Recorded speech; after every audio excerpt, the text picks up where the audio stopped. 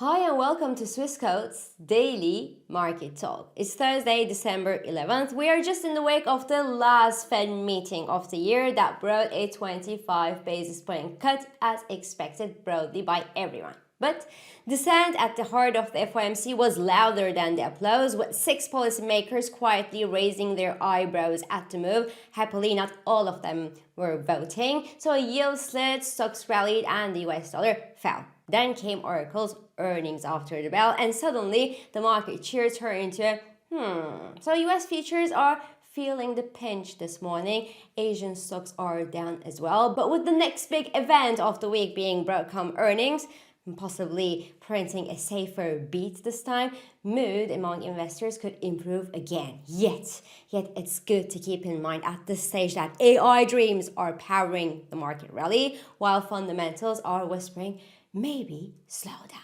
So, we will talk about all that and more. But before we do, please keep in mind that opinions are my own and this is not financial advice.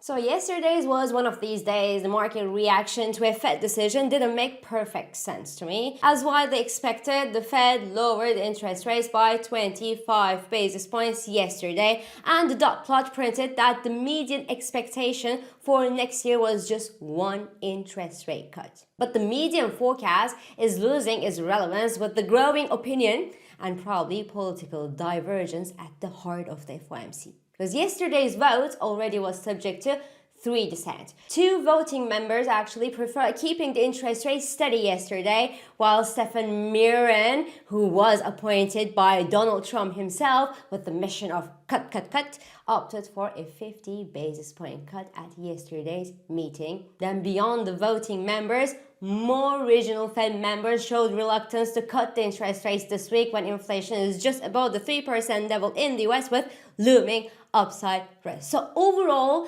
6 out of 19 Fed members didn't agree with yesterday's decision to cut the interest rates by 25 basis points. And most of them preferred keeping the interest rates unchanged and wait until at least an updated CPI data to guide them. Mirren was the only person there pushing for a jumbo rate cut. Surprise! And Donald Trump said that yesterday's Fed cut could have been higher, at least double the 25 basis point cut, and he will probably announce his next Fed chair pick soon enough to inject some more dovish members into the FOMC's mix just to make sure that the Fed cuts.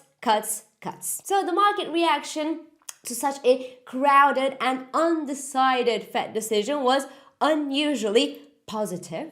The treasuries in the US and equities rallied. The US 2-year yield fell close to the 3.5% level. The US 10-year yield retreated to 4.12%. The S&P 500 gained, but the small cap index outperformed the S&P 500 with a 1.32% rally to a fresh all-time high level yesterday. Then the US dollar fell, and it fell below a critical Fibonacci level, the 38.2% Fibonacci retracement on the fall rebound in the US dollar, and the dollar index is now back to the medium-term bearish consolidation zone, hinting at further losses, while gold gained and silver rallied yesterday to a fresh record high on softer US dollar and softer US yields that reduced the opportunity cost of holding the non-interest bearing metals like gold and silver. For next year, the Fed will probably sit and wait for at least 6 months, whoever takes the helm from Powell. The next interest rate cut from the Fed is not expected before June next year,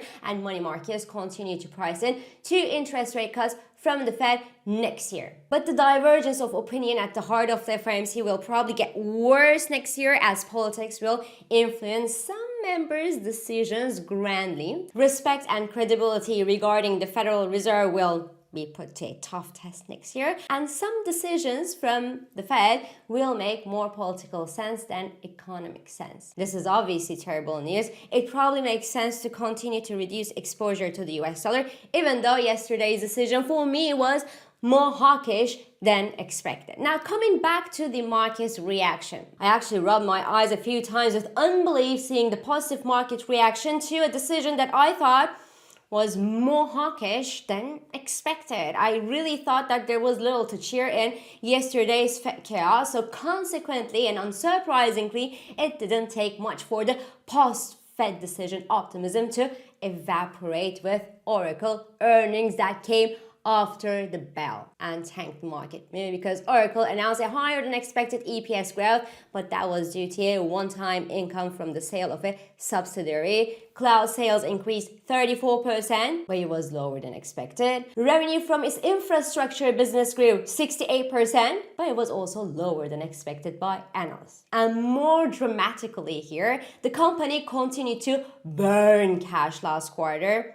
Unsurprisingly, its free cash flow reached a negative 10 billion US dollars. And to make matters worse, the company said that it expects that the capex will reach about 50 billion US dollar in the fiscal year ending in May 2026.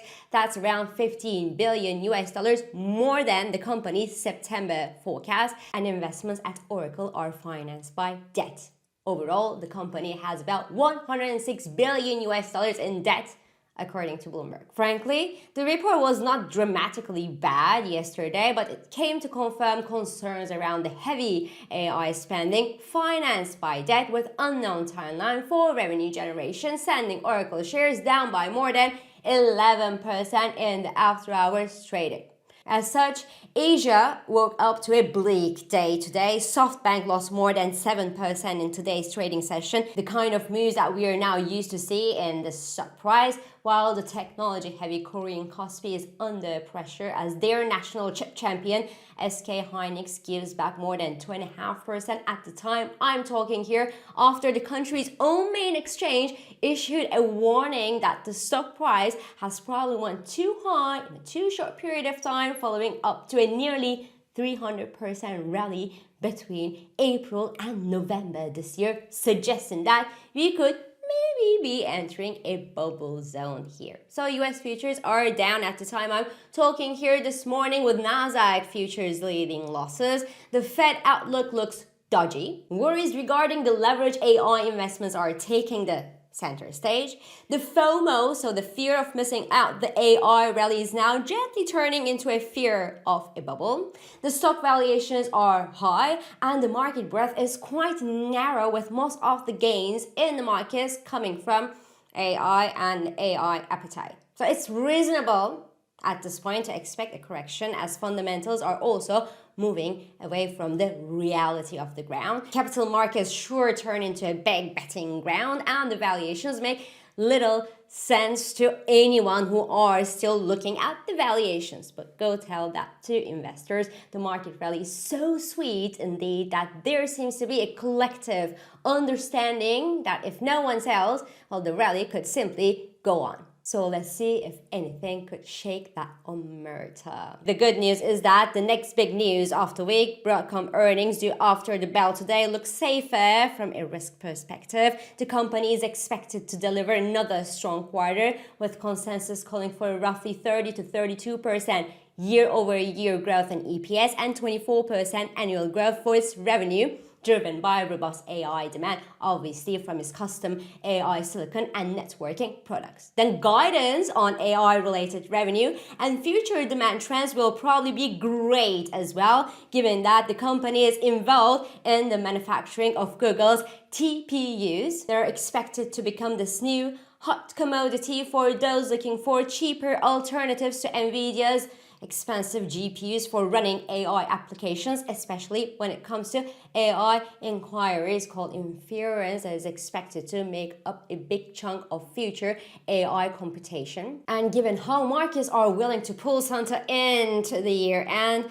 and that despite political, geopolitical, and economic worries, good news from Broadcom today could easily turn sentiment positive across the global financial markets. For how long? As long as people are willing to see unicorns fly in the air. So this is all for today. I'm İpek Özkardeşkaya, and thank you for joining me, and thank you for all your beautiful and supportive comments.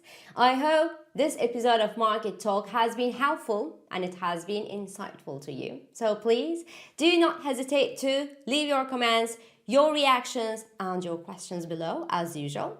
Follow us on Instagram, on X, on LinkedIn, but also on WhatsApp, Threads, Telegram, and Blue Sky for regular market updates. Subscribe to our YouTube channel for daily market comments, and please don't forget to hit the like button on these videos to let us know that you enjoy them. So I will meet you again tomorrow, and until then, good day trading. Trading and investing carry risks, including capital loss. CFDs in digital assets are volatile and not suitable for everyone. Swissquote assumes no responsibility for accuracy or losses from its use. Products and services are offered only where legally permitted.